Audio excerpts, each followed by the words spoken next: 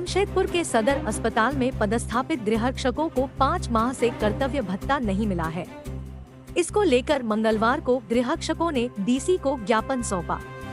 जवानों का कहना है कि अस्पताल में कुल 42 गृहरक्षक सेवा दे रहे हैं, उन्हें अब तक कर्तव्य भत्ता नहीं मिला है।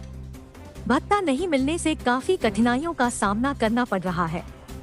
घर की आर्थिक स्थिति खराब होती जा रही है।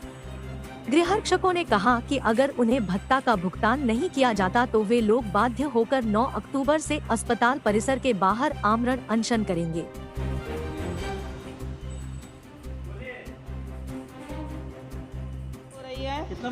6 महीना से नई पेमेंट हो रही है, जिसमें गणेश पूजा पार हो गई, दुर्गा पूजा, दिवाली आ रही है। घर में इतने बड़े पर्व आ रहे हैं, छठ आ रहे हैं। घर में बच्चों लोगों की फीस भी देनी है और स्कूल की फीस देनी है, कपड़े लत्ते लेने, कुछ भी नहीं है घर पे। पैसा नहीं है, कहाँ से हम लोग उनका बच्चे लोगों का घर एक हड़ताल से जा रहे हैं हम लोग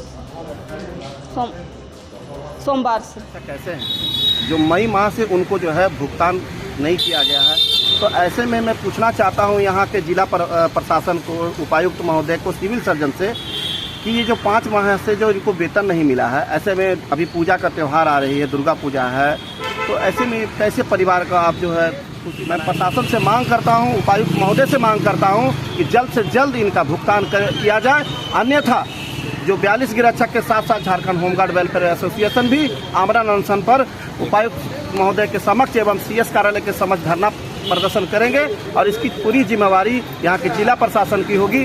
अन्यथा जल्द से जल्द 42 गृहरक्षकों का वेतन भुगतान किया जाए।